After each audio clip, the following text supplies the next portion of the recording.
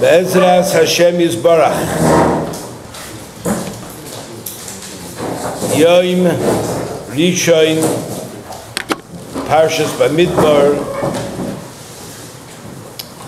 Yom Mem La'omer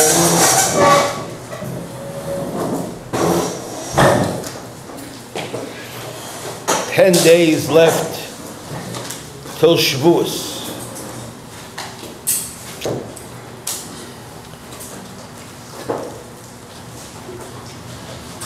As Torah requires a Kabbalah HaTorah,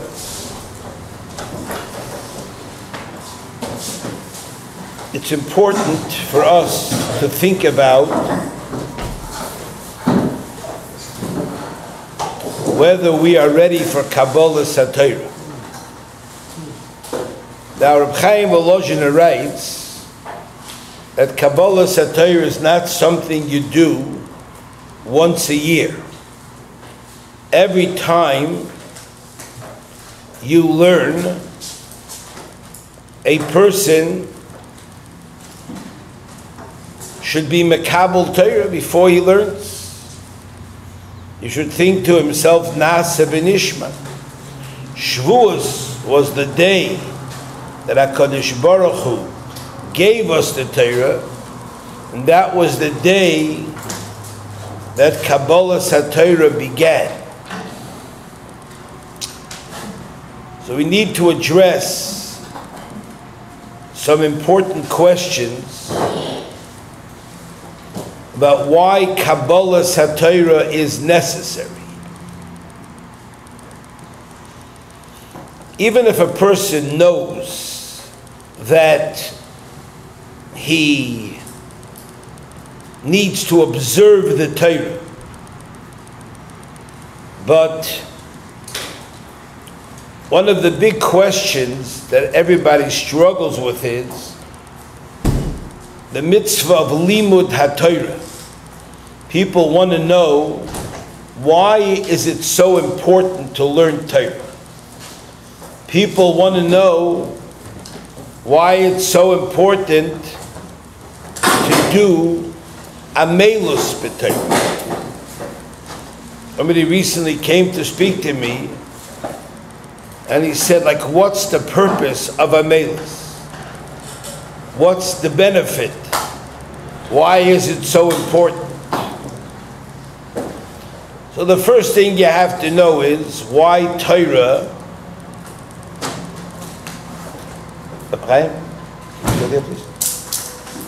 Why Torah is important. Now these are questions you're going to be asked in your life, or you may ask them to yourself or your children. Why is Torah so important? And the answer is because Torah in generally is important because the goal of our existence, as the Ramchal explains it, is to develop a relationship and a kurva to HaKadosh Baruch Hu. Now, to have a union and a relationship with HaKadosh Baruch Hu, I'm sure you may have heard this from others, or at least thought this yourself, that I'm a spiritual person. People think they can have a relationship to Hashem through Chasidus. Some people think they have a relationship to Hashem through Kabbalah. Some people think they have a relationship to Hashem through singing, through Negina. Especially they were told that Shari Negina is the highest of the highest. Shar, Heichel. They go for that nonsense. Anything to get out of Torah. There's no shaila about it that Benny this, or Ohad this, or this guy that, is definitely in the highest of the highest places. I don't think in Shemayim, but I think in other places. But something tells me. But maybe hopefully I'm wrong. But you have to address that question. You know what they have to know? The Ramchal says the only single way to make and have a relationship to Hashem is through Kiyum HaMitzvahs. That's the only single way you could have a unity, a union, a connection with HaKadosh Baruch Hu. Otherwise it's not shaykh. How important that is. You have to remind yourself that all the time, that my goal is to have a kurva. You tell your children this. The only way it's going to work, why can't we do this, Tati? Why can't we do that, Tati? Because the kurva to HaKadosh Baruch Hu happens al yedei Torah mitzvahs. Okay, so the person says, okay. That's what the Ramchal says. He was a Kabbalist. He was a philosopher. He was a big Oved Hashem. He was a big Talmud Chacham. He was a master of many trades. And if he says the way to do it is through mitzvahs, so he must know what he's talking about. But who says it has to be Torah? And Meichetesa, it has to be Amelus B'Torah. And why does it have to be Amelus B'Torah? The first thing you have to know is because Talmud Torah is Keneged Kula. If Talmud Torah is the greatest of all mitzvahs, you have to know that's the greatest way, Yankee, to get a kurva to the Rebbeinu Shalom. If mitzvahs are the secret to that kurva, so Torah is the biggest of all the mitzvahs, so it follows that Torah is the greatest kurva. If you're not getting that kurva, you know what you know? You know something very clear. What do you know, Ezra Aaron? If you're not getting that kurva out of Torah, Torah is turning you off. What do you know? Bal karchach what? Bal karchach, you're not learning Torah. You may be sitting there, and you may be have a Gemara in front of you, maybe a lot of Gemaras in front of you. But if you don't feel that kurva, you're not learning Torah, and you have to push yourself to figure out, how am I going to learn Torah? What am I doing wrong? Because you don't like to? Now, many people think that I don't like to, but I don't like to. So the answer to that is they have to know that when they say they don't like to, what does that mean, I don't like to? Does that mean I, Yisroel Brog, the Jew, the neshama, does not like to? Do I not want to have a kurva with HaKadosh Baruch Hu?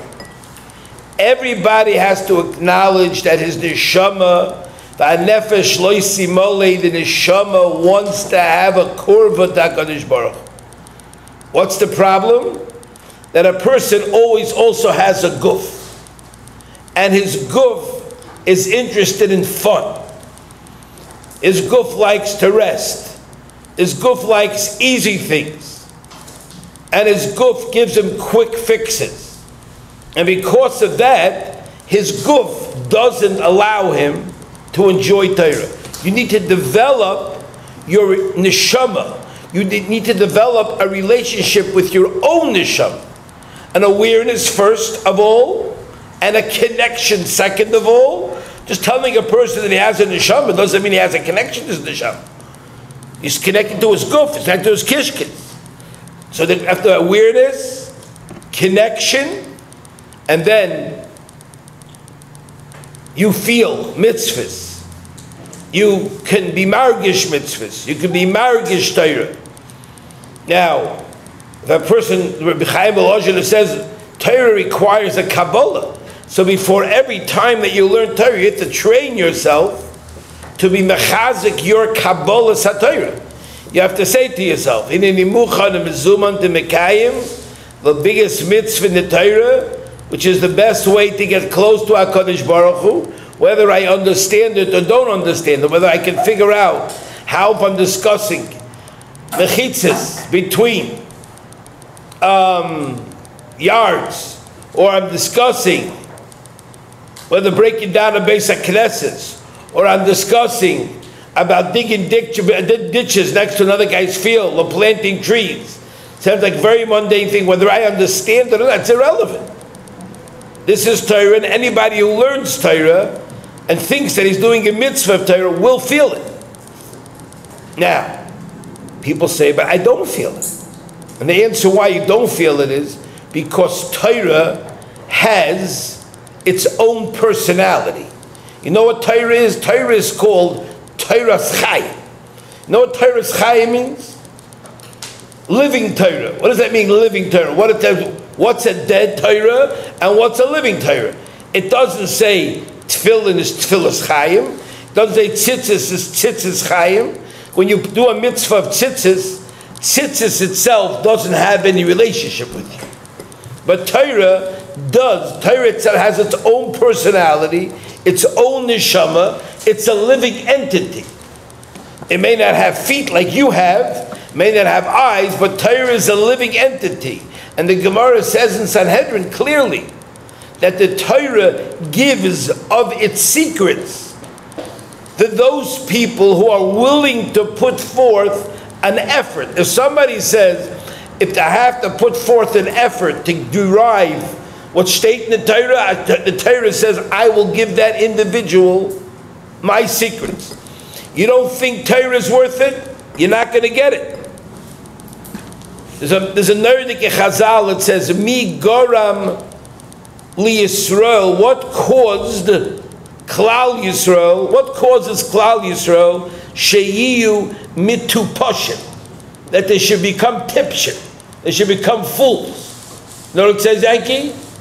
No, what causes Klal to become fools?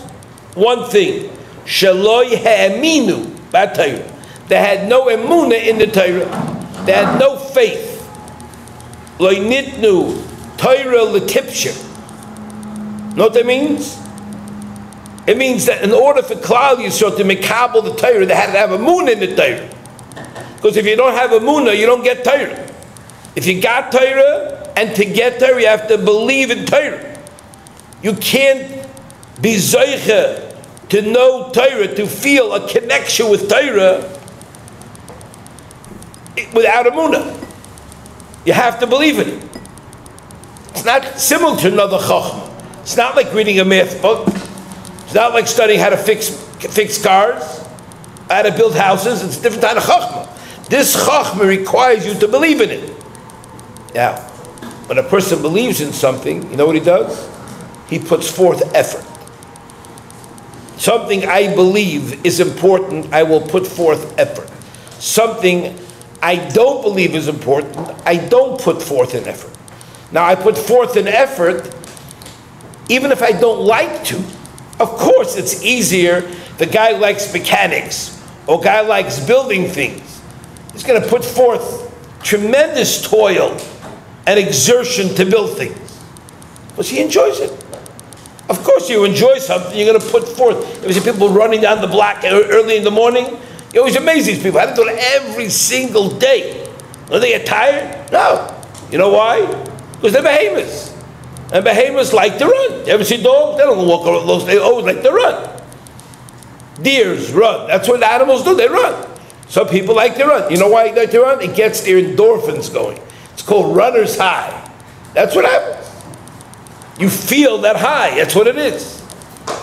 Torah, you have to invest. You have to be willing to put forth the effort.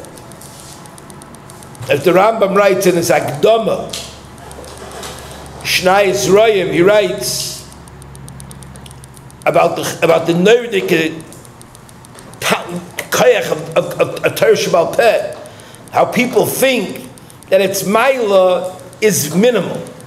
Its benefit doesn't do much for a person. He says, it's not true. It develops a whole mensch. It makes a person understand anything and everything in every area of his life, and every Torah opens a person's mind. You take a look at a guy who doesn't have Torah, he's a tippish utz. The guy thinks he's smart because he talks to other tipshim all day long. So he thinks he's smart. It's amazing to me. I've spoken to doctors, I've spoken to lawyers, I've spoken to people who in their fields were very smart. And I tell them, like, what's the pshat? What do you hang around people with an IQ of 5? What kind of, what do you, they know nothing. Garnished. A little bit about their area of law, they know something. That's tipshus, because you know why? They never developed their chokhmah through Torah. Now a person has to, he says, be mishtadel. Rambam says you have to be mishtadel. Very important. The person has to be willing to matriach. Amelus is the measuring stick. So if you're willing to be matriach yourself, that shows you believe this thing could be important. It shows I have an interest. Of course, if you develop an interest and you develop a joy, the person who hasn't developed interest is going to be it's much easier. He broke through the barrier already of lack of interest. The guy who's pursuing Eilam Hazeh. Remember I had a Rosh Yeshiva once who called me up. I was trying to get a bacher into his yeshiva. And he tells me, does this bacher take naps? I said, the bacher take naps? When? During the week. I said, take nap? I mean, I thought most bacher take naps. He said, a bacher doesn't take a nap. I said, in your yeshiva, no one takes naps? I said, what, you learn all day? No one takes naps? He said, let me explain what I mean. He said, there are two kinds of naps. There's a nap, a Shabbos-tic nap. Shabbos nap, the guy gets undressed like he's getting ready for the grave, gets in his pajamas if he wears pajamas, doesn't wear pajamas, gets into behemoth clothes, and he goes to whatchamacallit, goes to see, tells the world, goodbye, I don't exist anymore, you don't exist anymore, sayonara. That's what he said, goodbye. He said, I want to know, and then there's a nap where a guy is resting in order to rejuvenate his conscience. He said, does this guy take a nap by lunch, gets his clothes off, and goes into bed? If he does, he's mufka from Torah, he's a behemoth. And I don't want to see a behemoth. I don't want to talk to a Zam Bacher that's so mufka. I mean, the guy was like ripping. I said, most I don't remember Bacher. I didn't meet such a behemoth of a min behemoth that people take their clothes off during the week. Go for a nap. You lay down. You lay down in bed. You lay on top of the bed. I'm only put the pillow, the blanket over you. It's mikra. It's not goodbye to the world. A person like that, it's just out. A person that's davening minchi, not davening second seder, it's mufke. That's it. He's out. A person has to versteh that this is what the goal is. The goal has to be for a person to invest an interest into trying to stay connected with Torah. He has to understand, you got to make that breakthrough. I told somebody, the guy who's an emissaire in Torah can afford to relax a little more. You know why? He already enjoys doing this. But if you don't enjoy doing it yet, you're still struggling with the enjoyment, you got to make that basic breakthrough. You don't take vacation before you got anywhere in the course. And the course is, do you relate to the Torah yet? Do you have any chashivas for the Torah? Do you have any amun in the chashivas of the Torah? Do you have any understanding in the te'elis of the Torah? That's Kabbalah Torah. I have to tell you, for years, as a bacher, I always struggled with Shavuos. I didn't like Shavuos. I made sure to stay up at night, but I remember what bothered me. So I always just learned the Gemara and Pesachim about what kind of Yom Tif Shavuos was. But as a kid, I didn't think it was such a Yom Tif. I liked the cheesecake, don't get me wrong. But the fact that Kabbalah Torah, Yom Tif, the Rabban, that I got the Torah, I tell you the truth. You know, there was a part of me was thinking, you know, if they wouldn't get such a hard Torah, maybe I would like that better. Can I say I'm mamish happy and sameach, and that I have the Torah? Another Tiferes, another Gemara, another Tiferes, another difficult Rashi, another Rosh, another Ran. Is a bacher just called me up right to Yisroel, he's learning Kashutfim. So I told him, what are you holding? Said, Lafikach. He said, Taisis Lafikach. How long do you spend on that? He said, the Koil spent a little over 2 weeks. Every day, pounding that. He said, I'm going nuts. I said, I don't blame you. But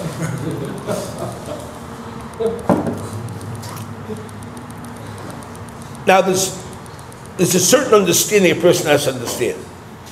Are you willing, do you understand you can't learn Torah without putting forth effort? It's not China. Now effort, not everybody can do the same effort. Different people where they're holding on the ladder, so they have more capabilities to put more effort in. A baby in 2nd grade could put forth only so much effort. A guy in 6th grade more, a guy in 10th grade more, a guy in 12th grade more. But as you mature, you're supposed to put forth more effort, being able to, willing. So a person has to gauge, are you willing to put forth any effort for Torah? Or do you just like it to come easy? Or you one of those guys who ration out, oh, the other people it comes easy to. They don't have no challenge.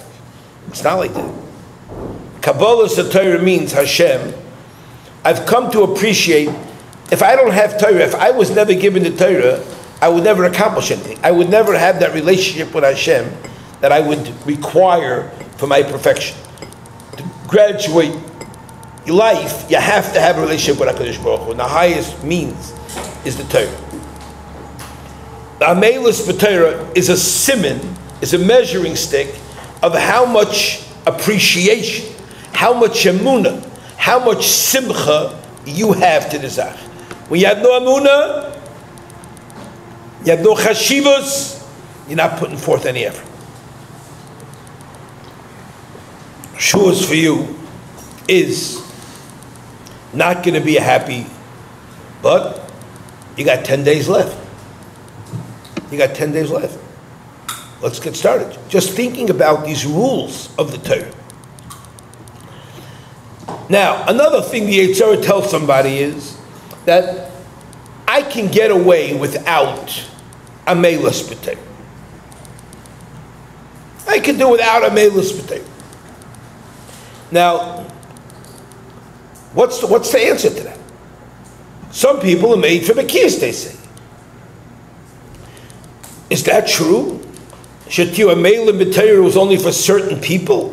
Now, I'm not going to tell you that everybody could be Amal B'Torah, Kol HaYom V'Chol HaLayla. I didn't say that.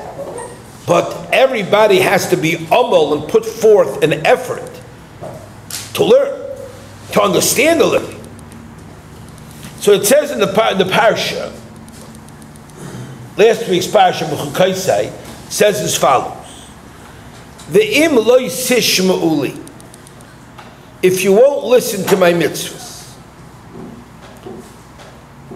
v'lo yisasu es kol ha-mitzvah se'ela, and you won't do all of these mitzvahs.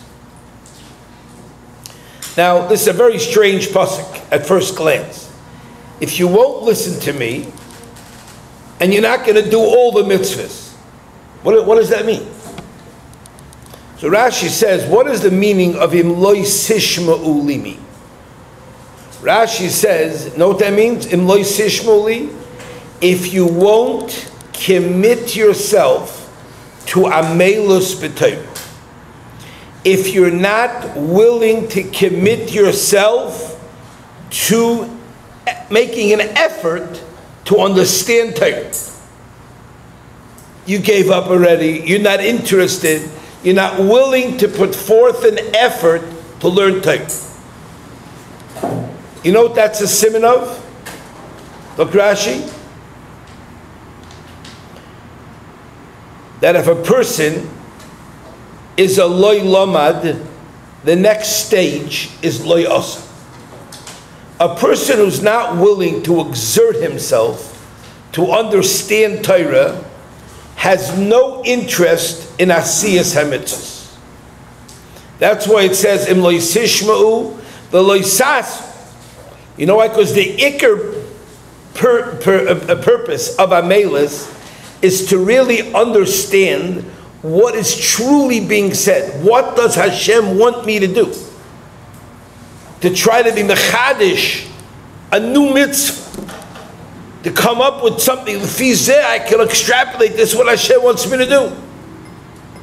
It says, Loi, if a person is not going to be amal b'Torah, you have to know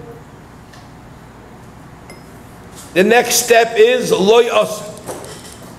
Means if you're not willing to invest in this mitzvah of learning Torah, which is the key to understanding all the mitzvahs, you'll see in the same thing.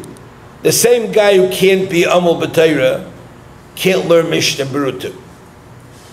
He has a problem with the Mishnah Berurah and the Bir Halacha. It becomes too famished for him. That's what he says. Now, he says, Umat Talmud Loimar Li, says, V'in Loi Sishmu Li.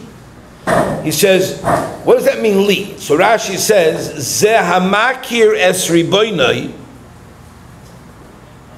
It's talking about someone who's makir his creator, umiskaving limroi boy, and he intends to rebel against him. Yeah, that's a pella. There's such a bria of a person who is makir, he has no suffix as a dora boy nishalayla. And he's miskaving limrid by. You know why? Because he has no interest to know the mitzvahs. He doesn't want to know exactly what Hashem wants him to do. Here's a fellow puts on his tefillin. And he puts on his tefillin on his forehead, and you ask him, why do you put it on your forehead? Is that how you were taught? What's the answer? Why do people put it on their foreheads? You know? Why do you think people who wear that tefillin on their foreheads do? Because it says you couldn't replace it from between your legs. No. The Gemara says it would stuck like that, but that's why people do it. You know why people today do it? They don't even think about what they tell us Berinecha. They're so clueless, they don't know what. You can't. What? You can't. No. That's why I put it there. See other people? Comfortable. It fits. When a guy, you put on filler the first time in the guy always tells me they're falling off. They're not going to stick this way. Because you got to put the back knot by the top of that bone. You got to put this on the top of your head going up with the bakam shetinik. Your ratio is right faith, it gets weak, it gets softer. The guy figures, that thing's going to fly off my head. They push it down, and the filling gets lodged on their forehead. Now that feels like they're doing it. So a guy just asked me, that means 22 years I never wore tefillin? I said, if you put tefillin on this way every single day, I said, maybe you will kaim mitzvahs tefillin sometimes, because when you put the tefillin on, you started with them up here, and then you pulled them down, so until they got down, you'll yait to the mitzvah maybe. He said, do I get anything for the hishtadlut, for the trying? I said, you got something for the trying. But Hashem's going to ask you, why didn't you find out the right way? Answer is, I didn't care less if it was the right way. I said, do you wear your shirt, do you button the top button and skip to the third? Or leave a couple buttons open or not go in order? No, why? It's not the right way. That you found out the right way. No. Do you button your shirt, your sleeve to the front of your shirt? No, how come? Not the right way? People do everything the right way except what Hashem wants. You have to do what Hashem wants the right way. And if you don't care, it means to say you don't care about anything. The person says, I do mitzvahs. It's not because you care. You do them because it doesn't bother you. That's why you do them. That's the only reason. Here's a person who eats on Shabbos. I said, do it to Hashem? No. He likes you. Eats when he wants, eats how he wants. Well, it's a mitzvah. It's a good thing it's a mitzvah. Hashem's lucky. Now I'll do what he wants. You don't care b'chlal. How many people skip Shalosh Shudas? It's brought there. You shouldn't stuff yourself into the first meal. You should have time. How can it be? They make Kiddush, they eat a Suda Shleim B'Shaita. Then they have the main meal. That's Suda Shleim B'Shaita. It's very important that we have to put an effort. See, the relationship you get with Hashem, it's not this automatic performance of mitzvahs. It's by putting in an effort into doing the will of Hashem in mitzvahs. A mitzvah you don't struggle with, you're not building a strong relationship. You understand that. You know, if you had a relationship with a friend and you gave him a smile and you gave him a shake of your head, that's not going to build a major relationship with him. But if you put an effort, exerted yourself, and you put yourself forward, then that can do something. That can do something. Person needs to understand that this is the importance.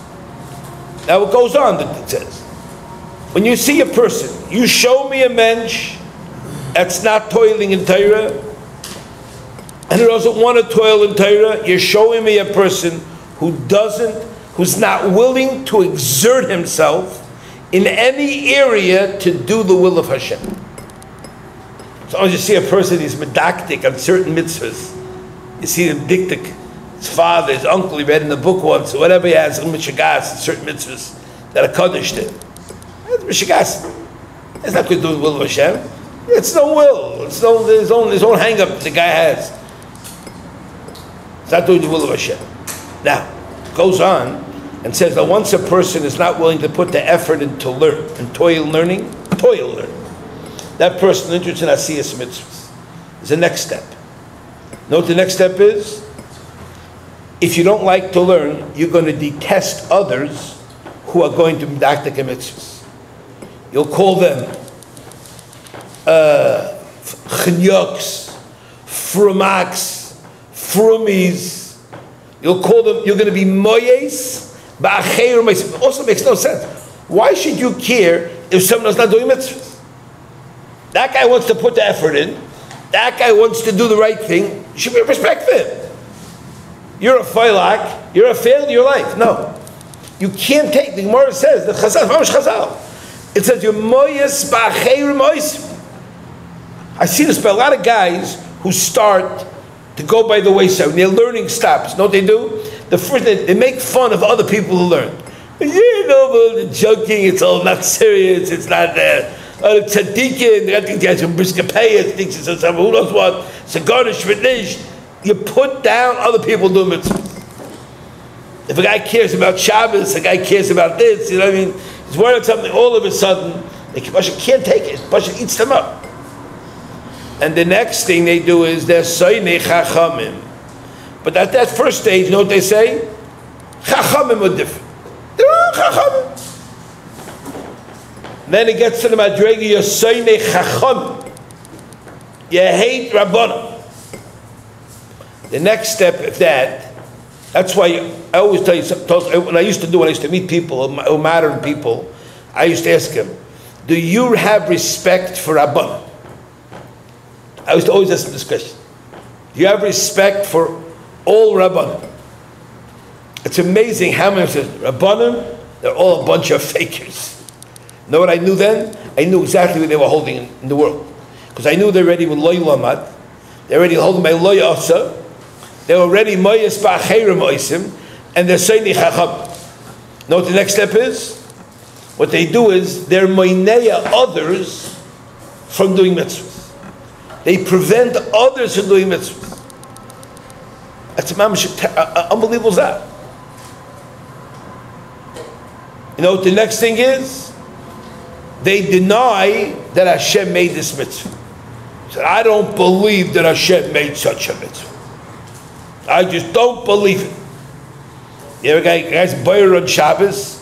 The guy's been picking out whatever he's picking out. That's boyer. That's one of the 39 malachas of Shabbos. I don't believe for 1 second. Hashem care. I picked my salad out. Or I picked my soup out. Give me a break. Who made that up? Some Rabbanan? What was he doing? Trying to sell something? We're trying to sell something? No. But that's the pshat.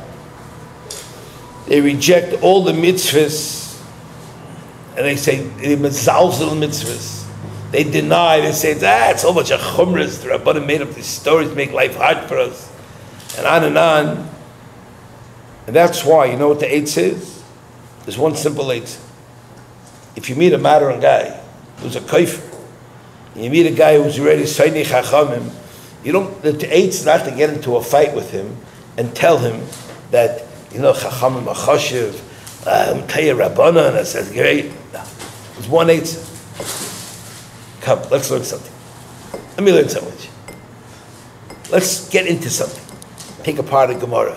So you're a smart fellow, right? I always used to ask this question. You consider yourself average intelligence, below average, above average, or very above. I can't tell you how many people told me I'm definitely above average. Very few told me they're average. The only shayla is, did they tell me they were above average and they meant to say they were way above average? I've had people, a number of people come to me in my life and tell me, what should I do? Most people are stupid next to me. I said, who told you that? Your mother? I mean, who told you that?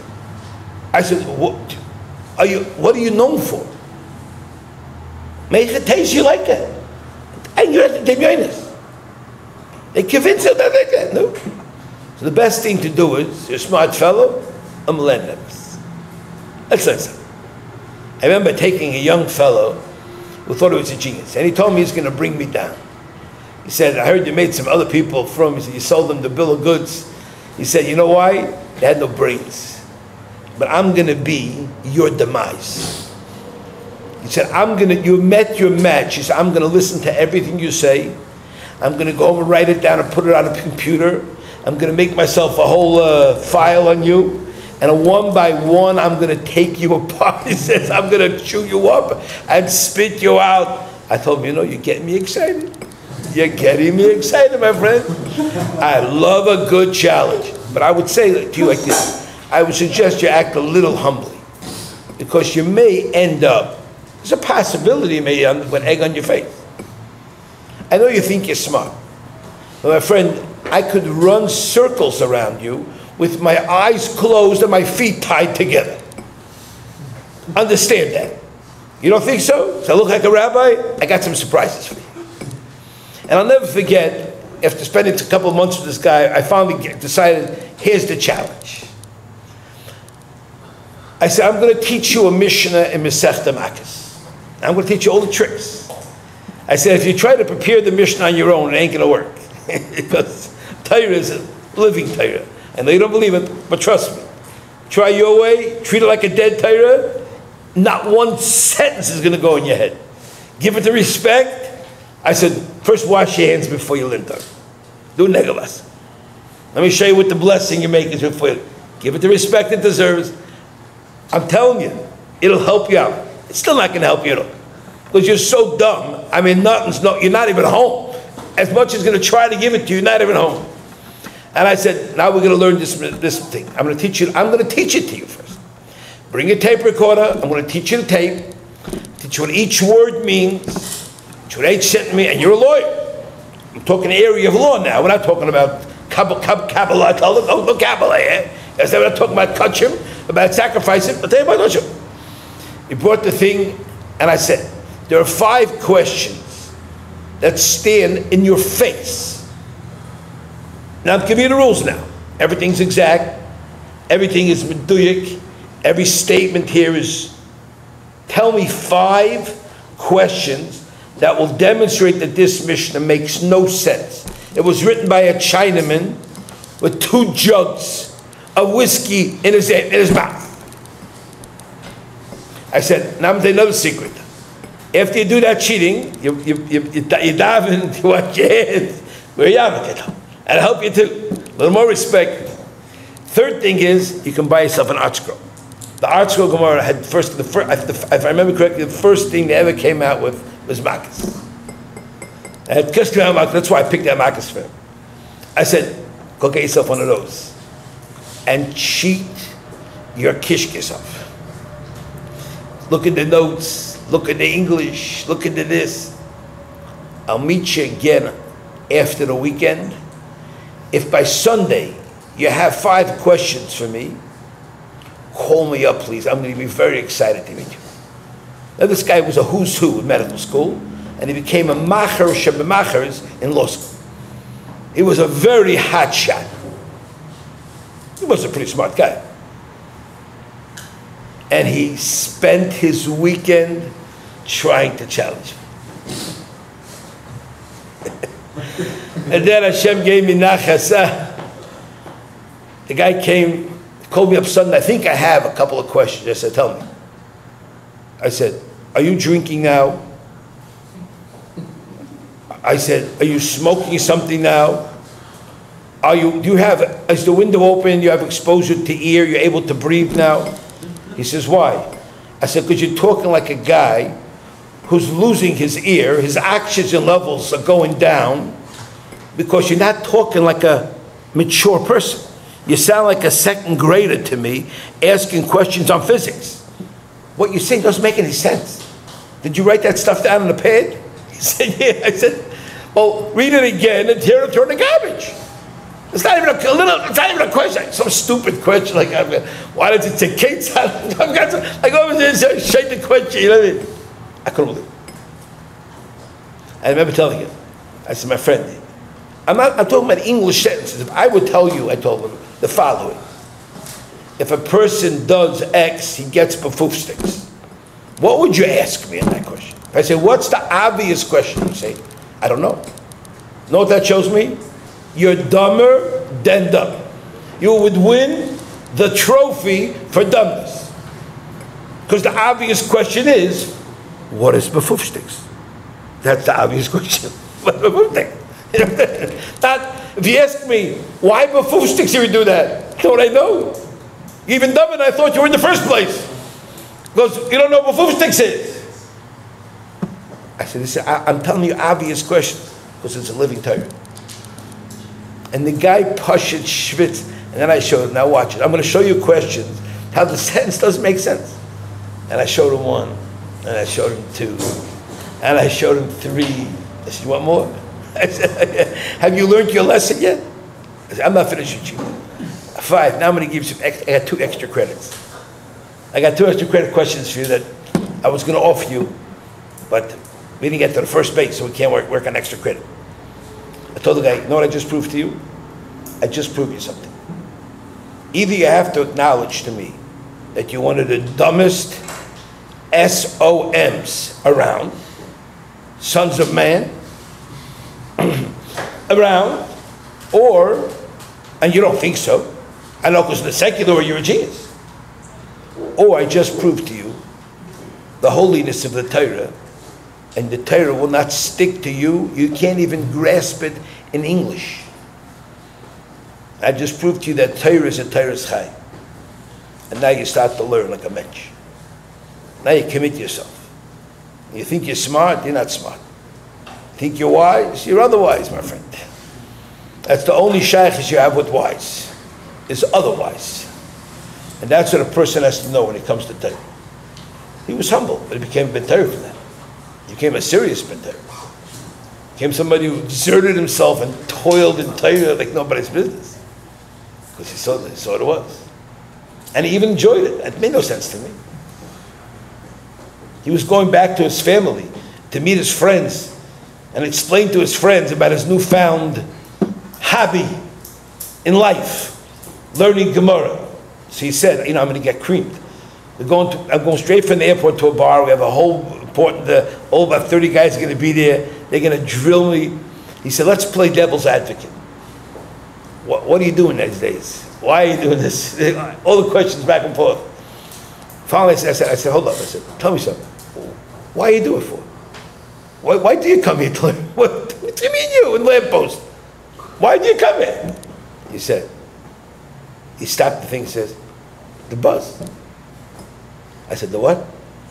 I said, the buzz. He said, this feels like nothing else. I've done everything. He said, I've tried everything. This definitely gives you a buzz.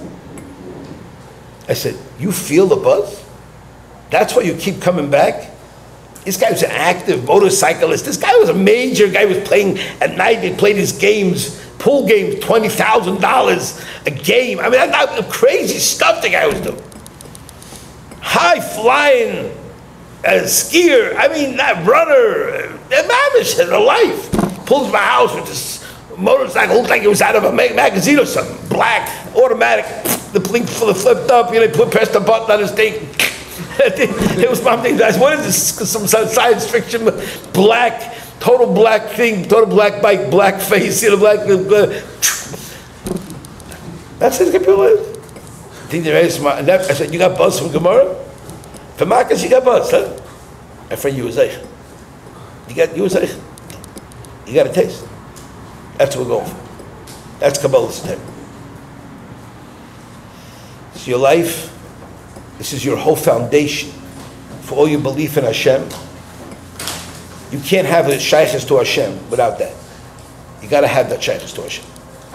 Which Baruch Hu should help us strengthen ourselves. And think about this. Give it a thought, Yaakov Moshe. You're a Kabbalah Torah and Shavuot. Maybe you feel the buzz.